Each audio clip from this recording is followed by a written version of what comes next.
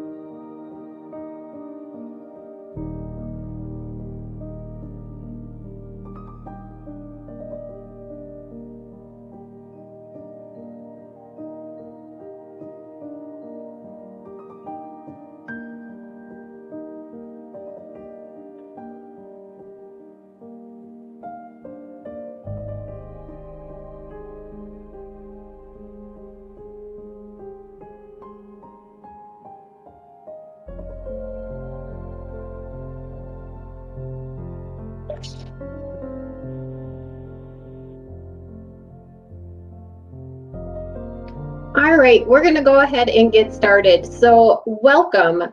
My name is Melissa Wilkowski, and I am a Global Marketing Communications Manager with the Ecolab Pest Elimination business.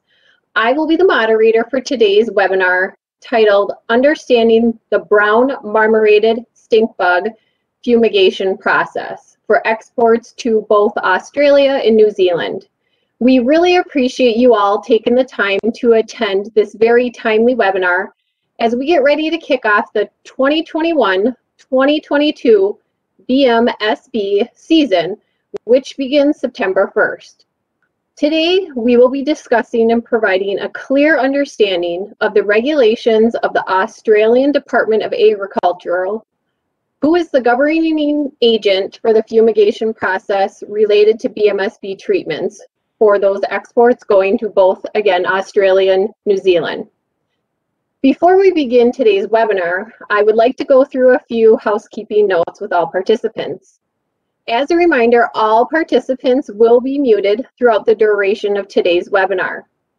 At the end of today's webinar, we will conduct a Q&A session, so I'd like to encourage you to type in any questions by leveraging the chat feature located in the right-hand panel of the platform today. Now, let me introduce you to today's presenters. Our first presenter is Alex Luce. He is a business development manager within our Ecolab Pest Elimination Specialty Services team. Our second presenter today is James Conroy. He is a market analysis manager within our Ecolab Pest Elimination Specialty Pest Services team as well. Now I'll turn it over to Alex to walk us through today's agenda. Alex? Thank you, Melissa. Good morning or good day, everybody. Appreciate everyone being here this morning. First off, a little homework here. We will be taking questions in today's presentation.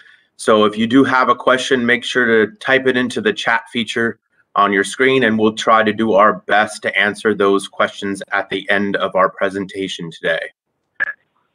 So the agenda for today's webinar, first we're going to kick off with a little fumigation overview, and then get a better understanding of this particular pest through its biology and its seasonality. And then we're going to touch on an importance of fumigation. That's going to be James, and then fumigation process, and wrap up with best practices and some Q&A. So let's look at the fumigation overview. Fumigation helps reduce the risk of invasive species and is a requirement of many local, state, federal, and global agencies. A successful fumigation partner is one that can conduct these treatments within various environments and across the food and supply chain to keep our commodities, our ingredients, and our food safe. As illustrated here in this slide, there are many environments in which a successful partner should be able to fumigate safely within. For the purpose of today's webinar, we're going to focus on the import and export because fumigation or treatment is a requirement of all goods being exported to Australia and New Zealand to help eliminate the introduction of the brown marmorated stink bug, aka BMSB. Now, fumigation exports leverage fumigants or gases to penetrate and kill this invasive species, both in or hiding in the cracks and voids of your targeted goods. These gases are designed to penetrate all parts of a structure like a sea container and kill pests where they live or hide. So why don't we take a look at the biology of this pest, and then we'll get a better understanding as to why Australia and New Zealand have these strict requirements for BMSB.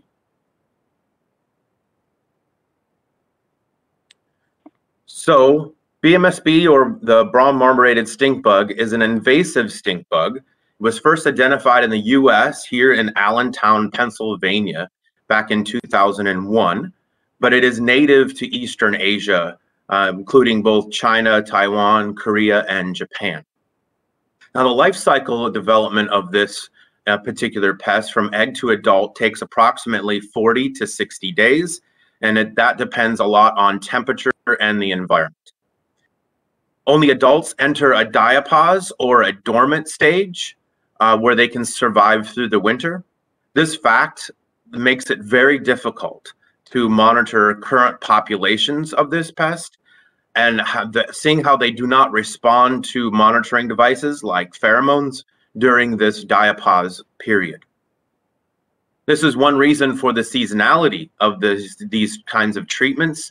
These pests look for places to hide or overwinter inside some of your cargo or goods. Now, brown marmorated stink bug has emerged as a major pest of the tree fruits and vegetables since its discovery, and this causes millions of dollars worth of crop damage and also control measures to try to keep this pest under control. So understandably then, considering all of these factors, we can see why Australia and New Zealand want no part of this bug. They don't want none of these guys in their area. Next slide. Thank you. So when did this all begin? Well, Australia and New Zealand first introduced seasonal measures to manage BMSB in 2015. The process was random inspections, included random inspections of cargo, and this was their really first measure of control. However, the number of inspections rapidly became overwhelming, and this had an increased demand for fumigation in the countries of origin because of that. So protection measures were then expanded in 2018, including the offshore BMSB treatment provider scheme developed by the AU, governmental agencies, and Australia and New Zealand then understood the importance of the role that our industry, the shipping industry, will play in helping to keep both these countries free from BMSB. The efforts that have been and are currently being made by exporters, importers, shippers, and treatment providers has been successful so far in keeping this pest away. The people of Australia and New Zealand are very grateful for this, and their commitment of these industries, they're very grateful for this. They are dedicated to also working with us together to achieve a continued compliance and success for these treatments for years to come. So when does your cargo need to be treated? Well, based on the biology that we just considered and the known risk of this pest, treatment is required of all exported targeted goods from the US starting September 1st, and then that cargo must arrive in Australia no later than May 31st. Now, New Zealand's requirements also begin on September 1, but they go through April 30th.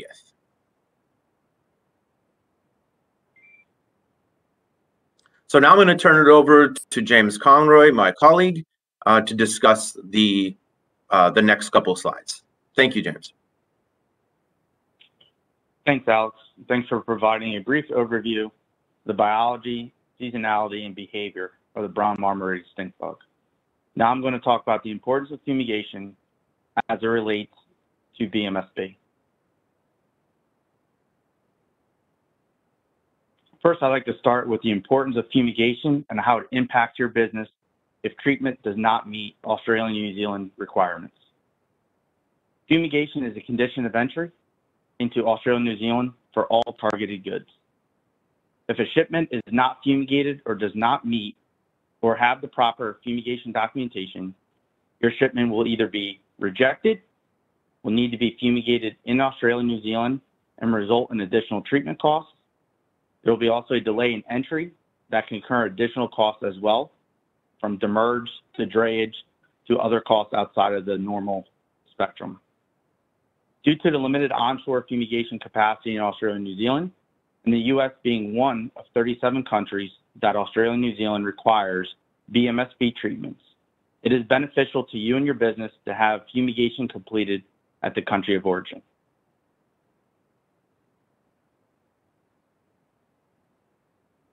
Now let's take a look at the targeted goods that require fumigation treatments.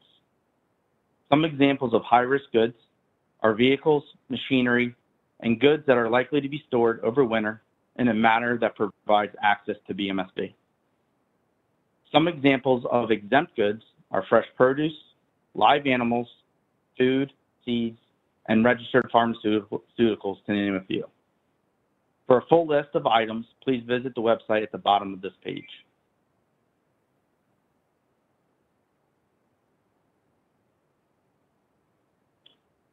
Now we'll touch on a few shipping types. The most common of these shipments of your BMSB cargo are containerized and break bulk cargo. Containerized cargo is shipped in either a 6-sided sealed container or as an open-top 5-sided container. Break bulk encompasses cargo that is transported in bags, crates, drums, and barrels, or items of extreme length or size that have to be tarped. Now I'll turn it back over to Alex to talk about the importance of the packing of your cargo. Thanks, James. So now these next two slides are extremely important to you as the shipper, as you're responsible for how the container or your cargo is properly packed and ready for the required treatment. Now, I'm sure we all agree that time is money, and one of the best ways that we can save time in this treatment process is to follow the proper packing procedures. There are very specific requirements outlined. If your goods are packed correctly, this allows for a faster and proper fumigation. Pay attention to the racking and the headspace. These requirements allow for appropriate placement for sampling and temperature sensors throughout the container. The ability to adjust the spacing of your goods sometimes is also needed. This will allow for the treatment provider the opportunity to access the entire consignment of your goods. Freight forwarders, please pay close attention to the outside wrapping of your cargo. There must be slits or gaps to allow both the gas in and out of all the boxes.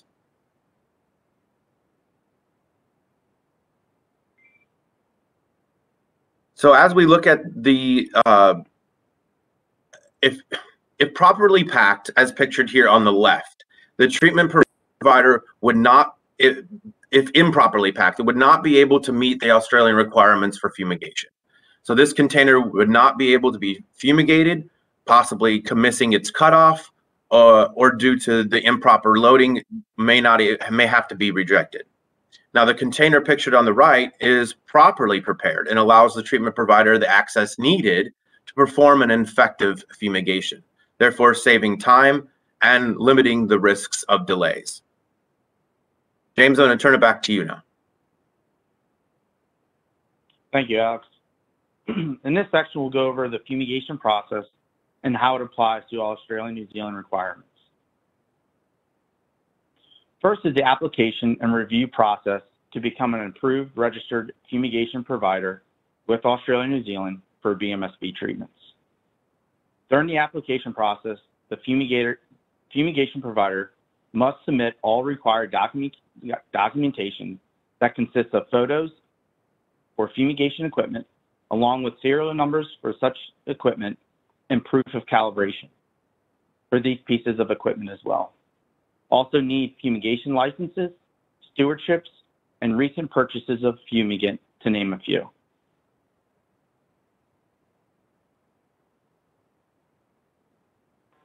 Here are some visual examples of the required documentation that would need to be submitted with the application. We have certificates and licenses, calibration, and then of course the photos of our equipment for setup and process.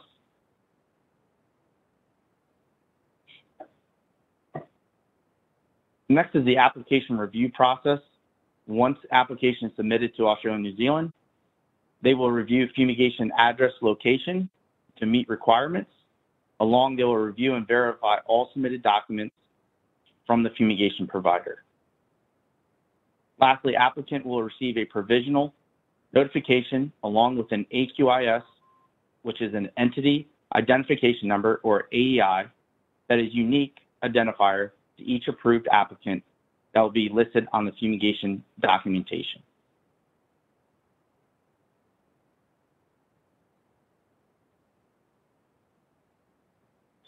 Moving on to different treatment options. Australia and New Zealand established an offshore BMSB treatment protocol scheme that has 3 treatment options. First, fumigation with sulfurochloride, or SF, the most common of these 3.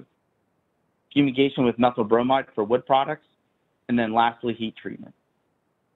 Fumigation providers need to select on the application which treatment option they are applying for, along with their proper approval from Australia and New Zealand. Australia and New Zealand will only accept BMSB treatment certificates from fumigation providers who have been approved under a certain treatment option. Each treatment option has its own methodology and treatment schedule.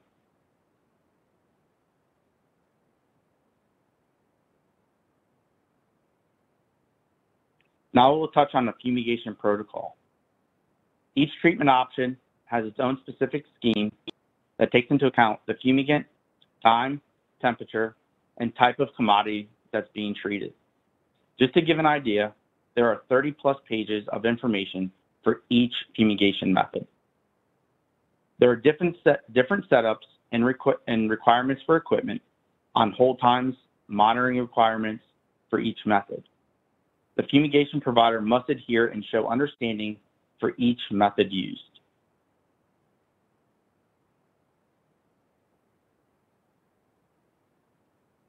Now we'll touch on the importance of timing for both fumigation and Australia and New Zealand requirements for post-treatment. For fumigation process, on average, it takes roughly 3 days from when cargo is received to be fumigated to the time it is ready to be released. In addition, Australia and New Zealand have loading and or closing requirements for cargo after fumigation. 6-sided sealed containers must be closed and sealed within 120 hours after fumigation. Once sealed, there is no timetable currently to when that cargo needs to be loaded onto a vessel.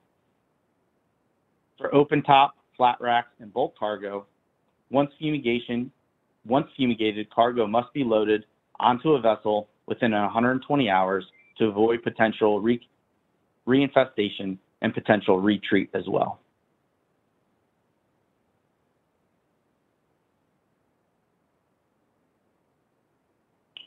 Now for the post-fumigation documentation. After every fumigation, a fumigation certificate will be generated by your fumigation provider to include with the cargo shipping records. In addition, the fumigation provider will also submit a record of treatment to Australia and New Zealand via their portal that contains readings of temperature along with fumigant and other treatment information. Treatment of record must be provided to Australia and New Zealand via their portal within 72 hours of treatment. Now I'll turn it back over to Alex to review best practices. Perfect. Thank you, James. So you might ask, is there any way to expedite your cargo while still maintaining compliance to this treatment requirement? And the answer is yes. Before a fumigation is considered complete, each container should be assigned a unique seal number, as you can see here pictured. Once that container is sealed, each container number therefore would be matched to a seal number, and that therefore would be submitted to the AU portal. Once submitted to the portal, this would put that cargo in fast track mode, and it would move through customs similar to TSA moving through the airport for pre-check.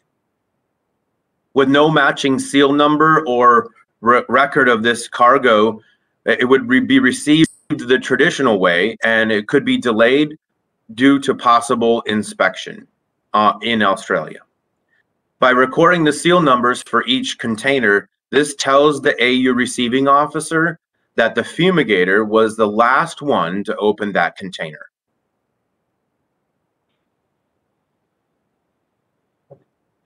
So what are some of the important factors to consider when choosing an offshore treatment provider? Well, first and foremost, you must ensure that the provider is currently an approved AU BMSB treatment provider. Keep in mind, as James mentioned, that this is an annual renewal process. You want to make sure that they conduct safe and responsible fumigations. Can they be relied on to perform these treatments in a timely manner so that your shipment is not delayed or needs to be pushed?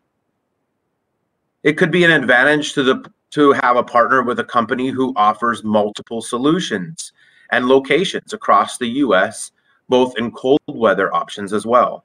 Remember, all this cargo must be fumigated above 50 degrees Fahrenheit or 10 degrees Celsius. Do they have logistics partners that might assist the movement of your cargo in and around the port of choice? Is there a detailed process to ensure that this timely submission of your documentation to the AU portal is taking place, and therefore you can take advantage of the fast tracking of your goods? And lastly, is there additional education materials and training available to you and your team? Consider like today's webinar.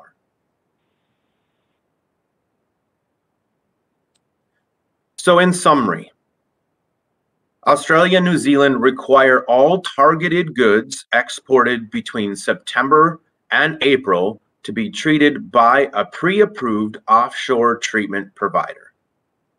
Approval is given annually and requires meeting all current standards of the BMSB treatment provider scheme supplied to us by the AU Ministry of Government. There are 3 approved treatment methodologies: sulfurofluoride fumigation, methyl bromide fumigation, and heat treatment. Adherence to all the procedures and schemes is critical for the treatment provider, you the shipper, and your customer. The required documentation needs to be accurate and on time. Random audits are also conducted of the providers, and if they are found not in compliance, they can be suspended and your cargo can be rejected, or it will need to be refumigated upon the arrival in Australia or New Zealand.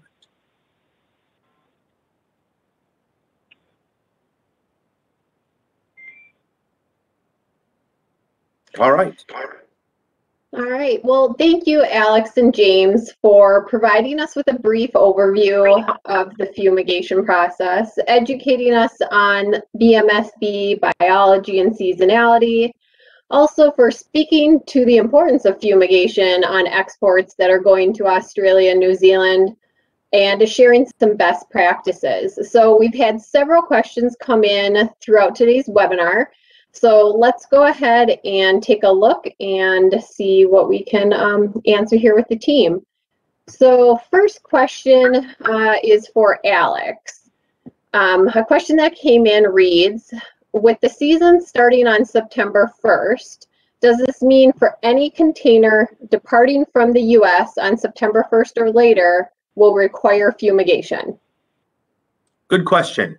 The answer is yes. If it falls inside those targeted goods, and if it is going to Australia or New Zealand. So if its destination, its final destination is Australia, New Zealand, and if it falls in line with those listed targeted goods, the answer is yes, it will need to be fumigated prior to its departure. Perfect, thank you. Next question I'm going to ask to James here. The question is, does the fumigation process require to heat up the container to wake up the pest so the fumigant can be effective? And will the process affect the integrity of the chemicals? So another great question. In colder temps, yes, the cargo would have to be pre-charged, as we would call it, to preheat that container to get to that 50-degree Fahrenheit mark that Alex spoke about, along with the ambient temperature as well around that container. But no, it does not impact the fumigation process at all in terms of the integrity of the fumigant. Perfect. Thank you. All right, looking at the questions here, another question that came in, Alex, I'm going to give this one to you. How do we determine the targeted goods? Well, it's listed, I believe it was on one of the slides that James had, to the website for Australia lists all of the targeted goods that would be required for treatment. We'd be happy to provide that link for you, but they are very detailed and they have pretty much everything listed there for you. Perfect. Thank you. All right, reading through some more here. The next one is for James. This is a question that reads, if my shipment is running late and not fumigated in the US, they will fumigate in Australia and just charge me. Is that correct? That is correct. I think, you know, the biggest piece of this situation here, this scenario, would be the timing, right? As Alex touched on during our presentation, you know, with the limited capacity for fumigation, you know, onshore in Australia and New Zealand, most likely cargo will be delayed that needs fumigation. They will have to find a spot for fumigation on dock, along with additional movements of that container or open top or flat rack. So the answer is yes, it would be fumigated, but there would be additional costs that would be incurred taking this method. Perfect. All right. James, I've got another one for you. A question reads, where can we find a list of fumigation sites in the U.S. and appropriate contacts? So on one of our last slides, we had a link at the bottom of the slide that showed a link to Australia and New Zealand's website that will list all approved fumigation providers in the U.S. With locations and contact information as well. Perfect. All right, just looking through a couple more here. Alex, I'm going to give this one to you because you, I believe, were talking about the package of containers. So you said there's a right and a wrong way to pack containers. What if we don't pack our own goods? Good question. Who's responsible? Yeah, good question. So the responsibility is actually with the shipper that you contract with. You want to make sure that they're familiar with the consignment sustainability document that we showed. I believe it was on one of the slides I was handling, and it is also listed on their website as well. You can find how that works. A good rule of thumb though is your 80-20 rule. So 80% of the container is your goods, and 20% of the container is space for us to be able to move around in and get our chute lines and our monitoring lines and our proper temperature sensors in the right spot. There's very detailed areas to where we have to put those, and they're kind of spread throughout the entire container. So hope that answers the question. Perfect. Thank you. Next question is for James. Does the treatment provider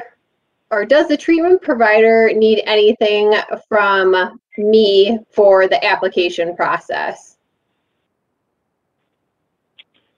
Great question. No, the application process is 100% on the fumigation provider. All required information that from Australia and New Zealand that the fumigation provider will be submitting, and it'll be their information. Perfect. All right, we'll take a couple more here, I think. Next one again, Jim, I'm going to give this one back to you. Why are targeted goods unspecific?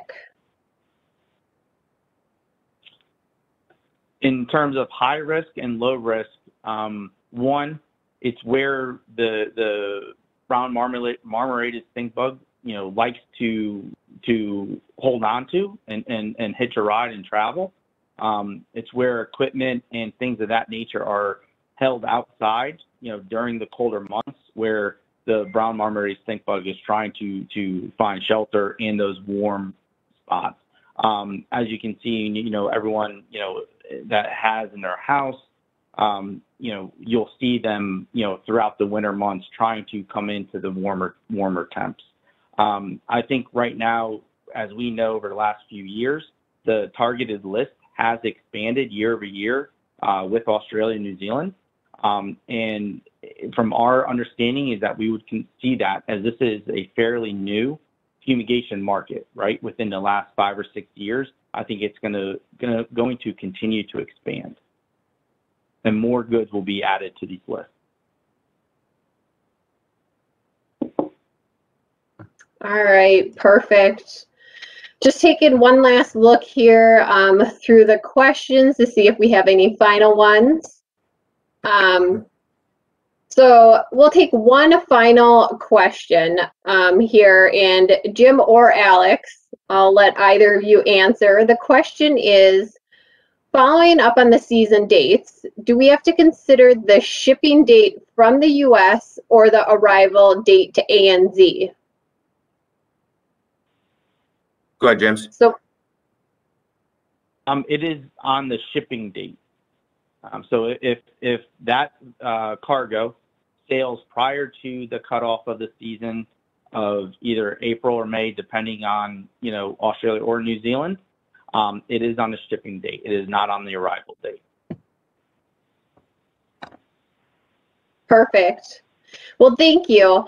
So that will conclude our Q&A session for today. Again, I would like to thank everyone for your time today, as we greatly appreciate you taking the time to attend our BMSB webinar. As a reminder, a recording of this webinar will be available on ecolab.com on our fumigation page, which is located on this screen. It should be available sometime late next week.